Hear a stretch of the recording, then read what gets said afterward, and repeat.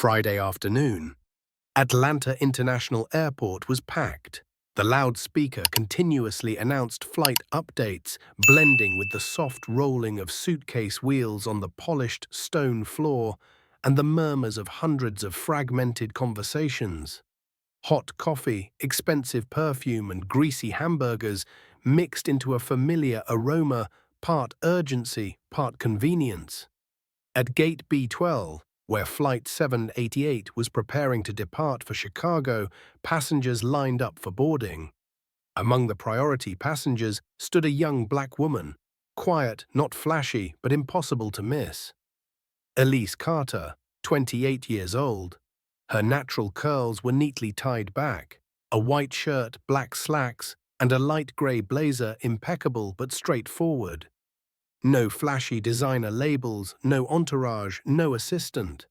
A small suitcase beside her and a tablet still open to a half-finished legal speech. She stood there, her expression calm but slightly weary, resulting from 3 days of non-stop speaking engagements and meetings at the Federal Legal Summit. She didn't smile, didn't hurry, didn't act essential. No one would guess that this young woman was one of America's most powerful federal judges. And perhaps no one would have paid much attention to Elise Carter standing in the business class line if not for her skin color. But peace in an airport is as fragile as a sheet of glass. And one look, just one prejudiced look, can shatter it all. Just a few steps away from Elise stood another woman in the priority boarding section. But unlike Elise, there was no tranquility about her. In her 60s, Margaret Whitman had her face carefully made up. Her chestnut hair was softly curled, her hands were weighed down with diamond rings, and a Rolex was gleaming under the airport lights. She wore an ivory Versace silk dress, a Hermes scarf, and Louboutin heels. She didn't dress for comfort, but to be seen as upper class. And she could not take her eyes off Elise. Not because Elise did anything wrong. She was reading her documents entirely silent. But the mere presence of a young black woman in the business class line deeply unsettled Margaret, as if the familiar order of the world had been disturbed. She turned to the man next to her and spoke loudly enough for those nearby to hear, "This era is wild. Anyone can get priority now. Business class doesn't have the class it used to." The man avoided eye contact and said nothing. A few passengers glanced at Margaret, then quietly looked away. No one reacted, but the paper-thin atmosphere began to strain. Margaret's eyes returned to Elise, now filled with visible disdain. She scowled, muttering to herself, "You can tell what kind of person she is. Been eyeing my luggage non-stop. Who knows what she's planning?" At that moment, Elise looked up.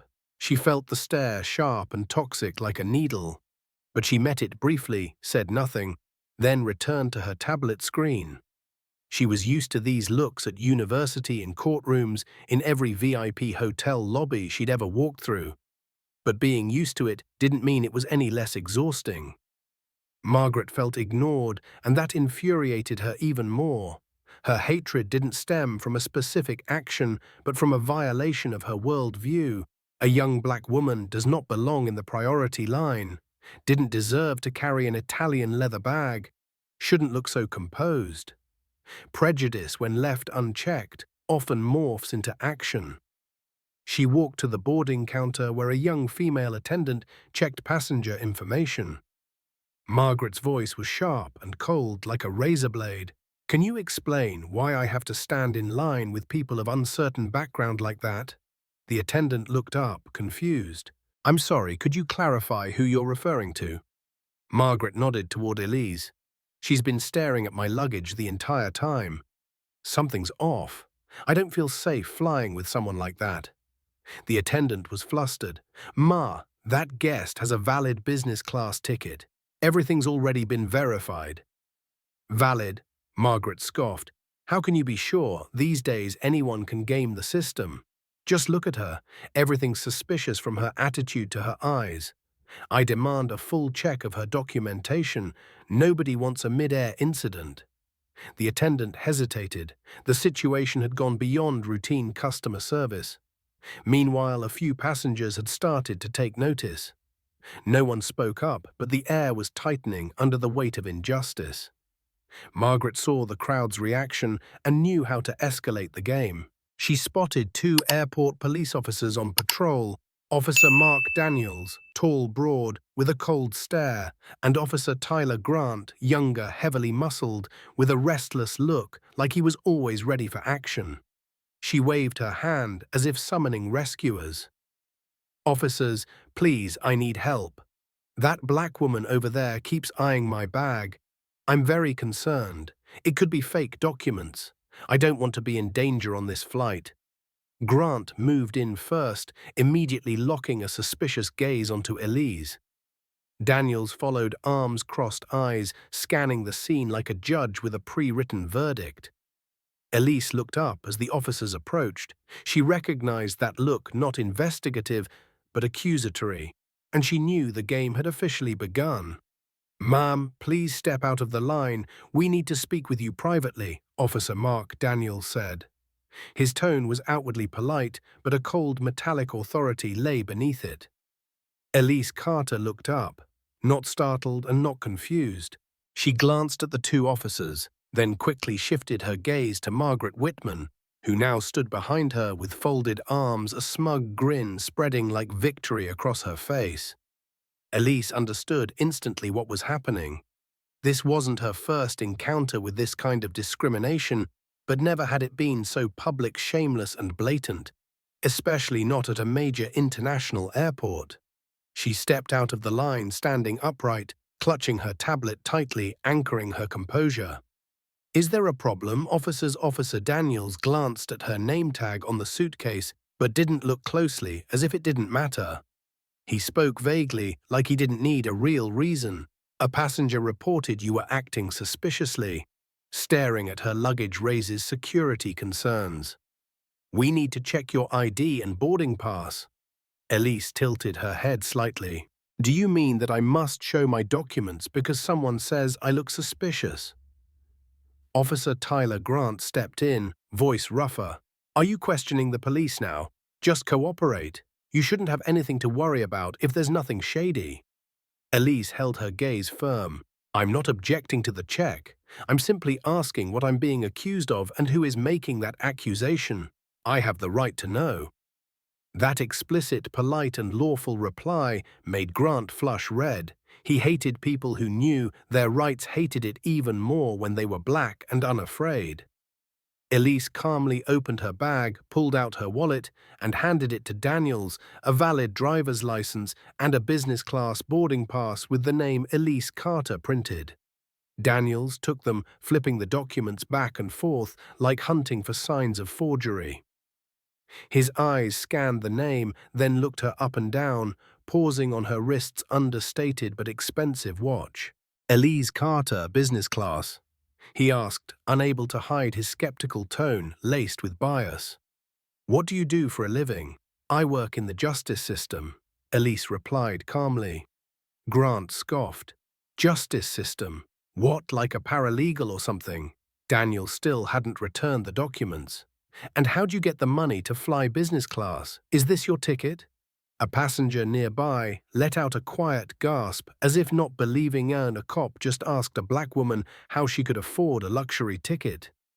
Elise tightened her grip on her bag strap, but her voice remained clear and steady. "I don't need to justify my financial status to you. I've presented valid identification. Your questions are not based on protocol. They are rooted in personal prejudice." She looked directly at Daniels, then at Grant. "I'm requesting your names and badge numbers, and I'm asking you to stop this baseless interrogation immediately." Her words weren't loud, but in the tense atmosphere of Gate B12, they cut through like a blade. A few people began pulling out their phones, silently recording the escalating scene. Grant stepped closer, voice snapping. "Who do you think you are talking to us like that? We're law enforcement. You're obstructing an officer." Daniels chimed in, his tone lower but equally menacing. "You'd better shut up and comply if you want to get on this flight, or we can take this to holding. Your choice."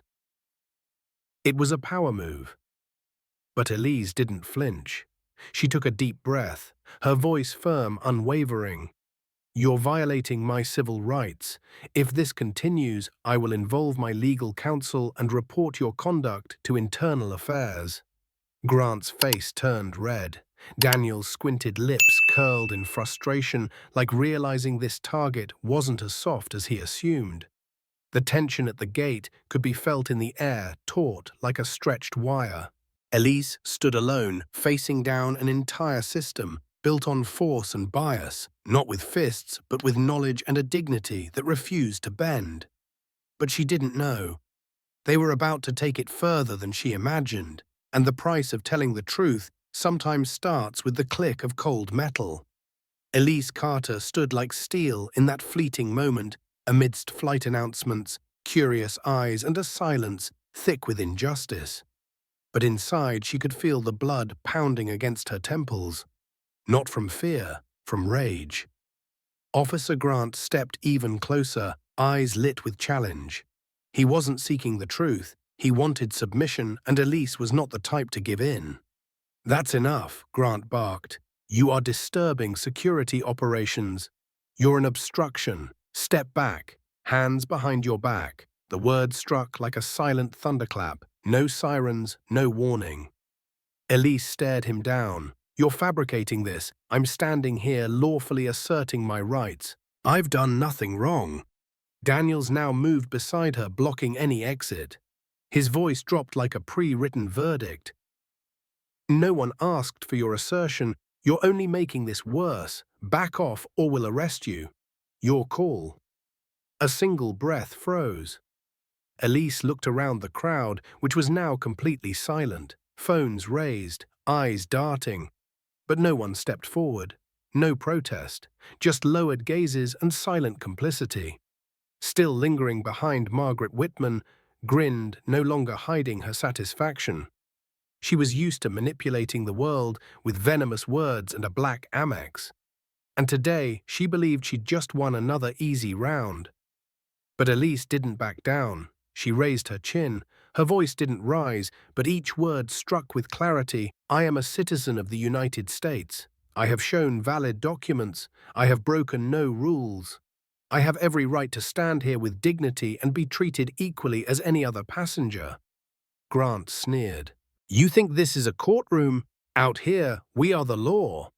Daniels folded his arms, adding coldly, "And you take a good look. You are not someone the law protects." It wasn't an insinuation, it was a blow aimed at her skin color, her identity, a line countless Black Americans had heard before and carried like scars that never healed. Elise felt the heat rush to her face, but instead of lashing out, she took half a step back, pulled out her phone and activated the camera. "I am recording this entire exchange. I will submit this footage to the FBI Civil Rights Division and Internal Affairs." Daniels lunged forward, snatching the phone from her hand. "You're not allowed to film in security areas. That's obstruction. That's it." "Cuff her," he ordered. Without hesitation, Grant pulled handcuffs from his belt. The sound of cold metal clicking together marked the end of every rational argument Elise had made. She tried to stay calm. "I object to this. What you're doing is unlawful and racially motivated. I will not resist, but I will not be silent." She didn't fight, but she didn't bow her head. As her arms were twisted behind her back and the cuffs bit into her skin, Elise kept her spine straight. She didn't show pain. No tears, only a sharp glare aimed directly at the two uniformed men and the smug woman still standing with folded arms. "Take her away," Daniel said. "Let her learn what real law means." Grant shoved her forward, leading her through the terminal like a criminal. Phones recorded, eyes watched. But no one stopped it. No voices raised, only shameful silence and long defeated sighs. Elise walked hands cuffed and her face unreadable, but her mind had already begun documenting the entire event as if she were standing in a courtroom. "I remember every face, every glance. I won't let this vanish into silence." Because she knew once she revealed who she was, their entire illusion of control would collapse. But before she could do that, they had to believe they'd already won. The sound of Elise Carter's footsteps echoed against the cold stone floor like the remnants of a different kind of trial, a trial without a jury, without a defense attorney, and with only two white officers escorting a black woman in handcuffs through a crowd of hundreds, all silent. A small child asked his mother, "Mum, what did that lady do wrong?" The mother didn't answer. She tightened her grip on the boy's hand.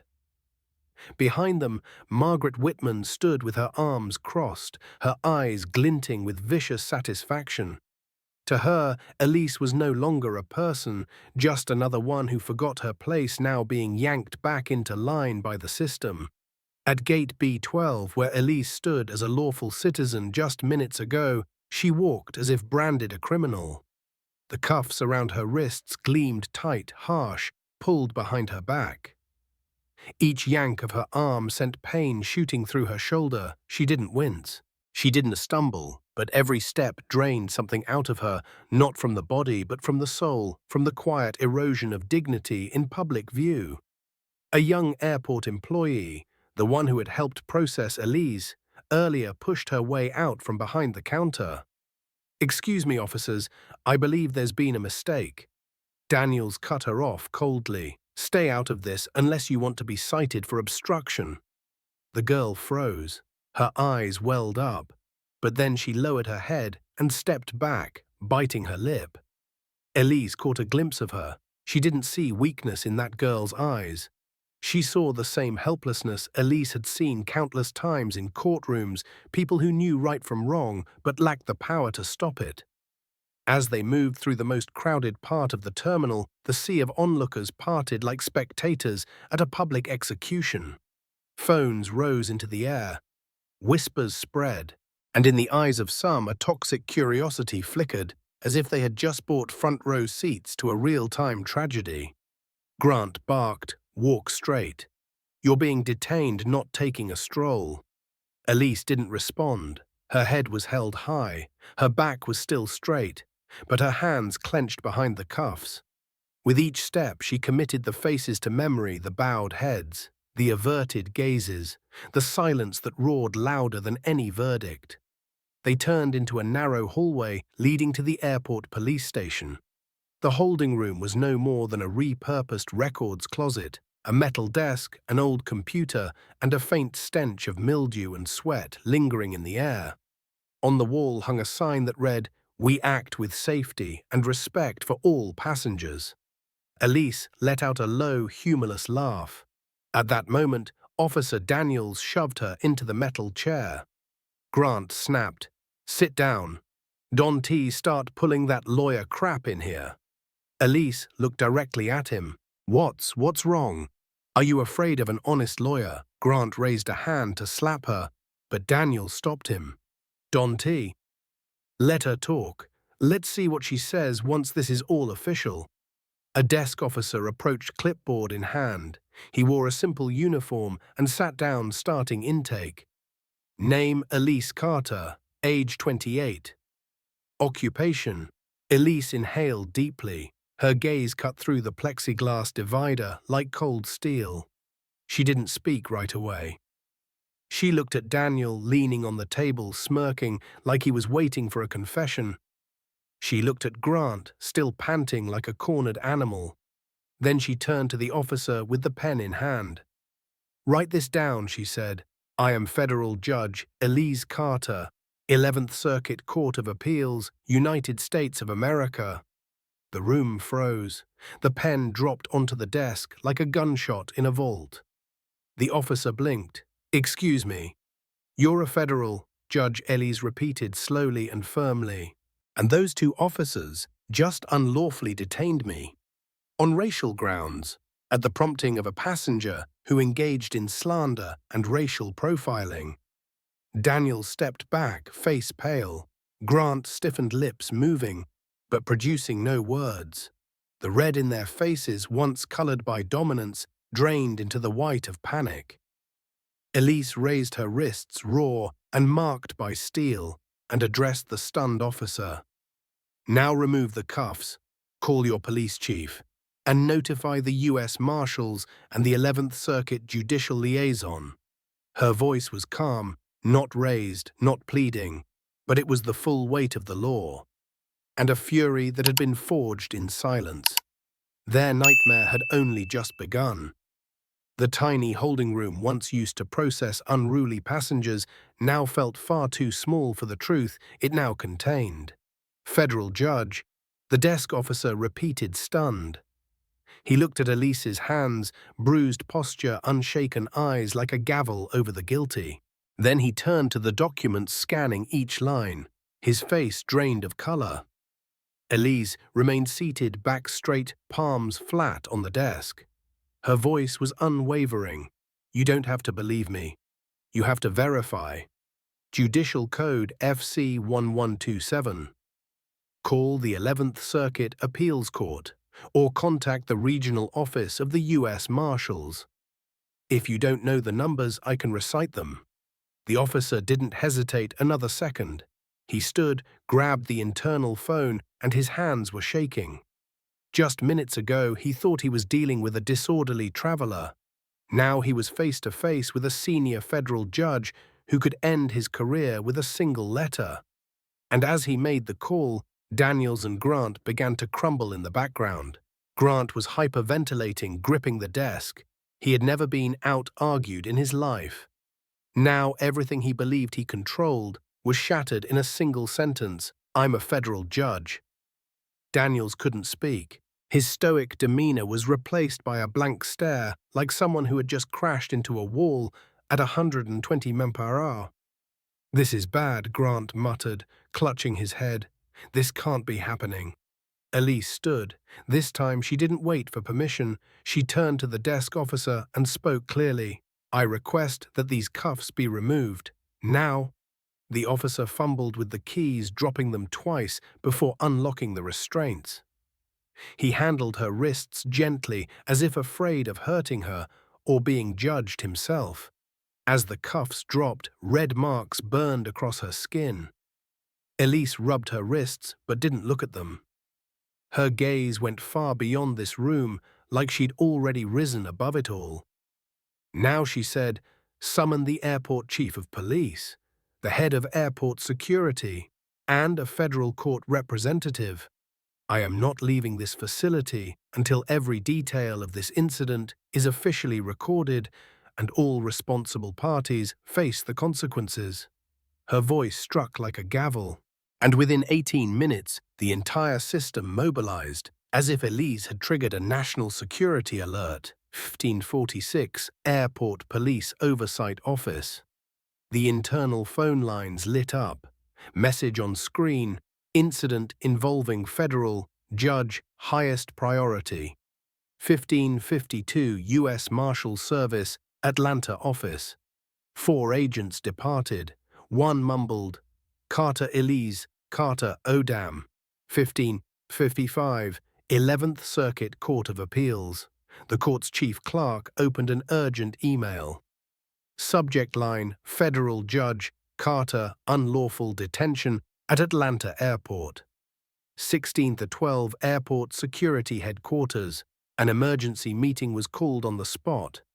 Police Chief Walter Hines, respected and stern, arrived on site with a jaw as tight as a wire. No one dared crack a joke. No one whispered. Back in the small room where Elise still stood, something strange unfolded. Daniels backed into a corner. His eyes, once sharp with arrogance, were now hollow.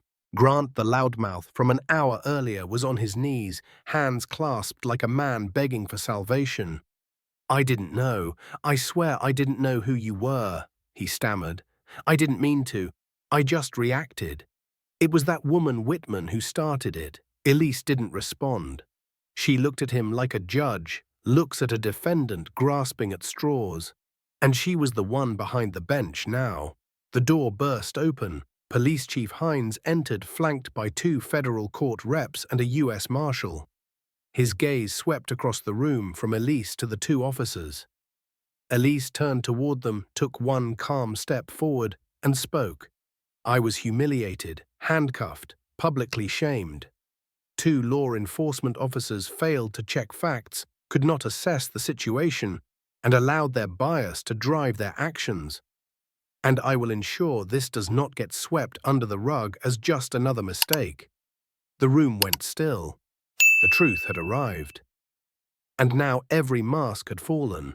Less than 2 hours after Elise Carter's true identity was verified, Atlanta International Airport had transformed into a de facto courtroom. There was no judge on the bench, no jury in the box, but enough authority in the room to determine the fate of two officers who had just made the gravest mistake of their careers. In the airport security emergency meeting room, Police Chief Walter Hines sat at the head of the table, his face heavy as if listening to a verdict handed down to himself. Across from him sat Elise, no longer just a suspicious passenger, but a confirmed federal judge representing the integrity of the American judicial system. To her left was a representative from the 11th Circuit Court of Appeals. To her right was the lead officer from the U.S. Marshals Special Task Force. No one joked, no one sipped coffee. Everyone present was bearing witness to an unrelenting closed-door reckoning. Elise recounted everything from Margaret Whitman's first look of prejudice to the interrogation humiliation and eventual handcuffing at Gate B12. Every detail was delivered with surgical precision, no embellishment, no omission. But within her words was a steely chill, the kind honed in courtrooms from hearing one excuse too many and having long run out of patience for lies. When she finished, no one spoke right away. The air thickened. Then Chief Hines spoke softly. "Judge Carter, I extend my deepest apologies, and on behalf of this unit, I take full responsibility for what happened. Those two officers will be dealt with according to the law." Elise gave a slight nod. Her expression was unreadable. What followed was swift and definitive. Officers Daniels and Grant were suspended indefinitely. The chief ordered the immediate revocation of their weapons badges and all access to airport security systems. The Airport Police Internal Affairs Division launched a federal investigation with the FBI's Civil Rights Division. All security camera footage from Gate B12 and both officers' body cam data were sealed for investigation. But Elise wasn't done. "I want complete statements from all ground crew and passengers who witnessed the incident. And more importantly, an identification and formal accountability for the woman named Margaret Whitman, who intentionally incited racial profiling and false accusations." Just then, a coordinator rushed into the room, breathless. "We've identified her. Full name Margaret J. Whitman. She's booked on the next flight to Denver at 4:35 p.m. But what?" Hines asked. "She's already boarded. She's in the air." The room fell silent. Elise raised an eyebrow. "Then make sure that when that plane lands, federal agents greet her." 2 hours later, Denver International Airport. Margaret Whitman had just stepped off the plane, her stride full of self-importance, when two U.S. Marshals approached her. At first, she protested loudly, yelling, but when presented with a formal notice stating she was under investigation for defamation, filing a false report, and inciting racially motivated intervention, her face shifted from flushed red to ashen white. "I was sharing my opinion," she stammered. "I didn't mean anything by it. I didn't even know she was a judge," one of the agents replied coldly. "And if she were a janitor, would you still have the right to slander her and demand her arrest?" Margaret said nothing. Contempt filled the air around her. No one called her madam anymore. She was now a frail, aging woman, steeped in prejudice and cowardice. Back in Atlanta, the media storm had only just begun. Breaking headlines spread like wildfire. Federal judge wrongfully detained at Atlanta Airport.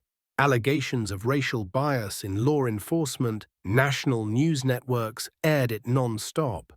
Reporters swarmed the 11th Circuit Courthouse. Social media erupted with hashtags #HardJustice for Judge Carter, say her title, handcuffed in business class. Public outrage soared.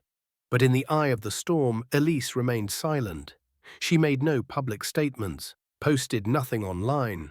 She worked calmly and methodically as if she fought everything with strategy and on her terms. 2 days later, the FBI officially announced both officers would face federal criminal charges, abuse of power, unlawful detention, and civil rights violations.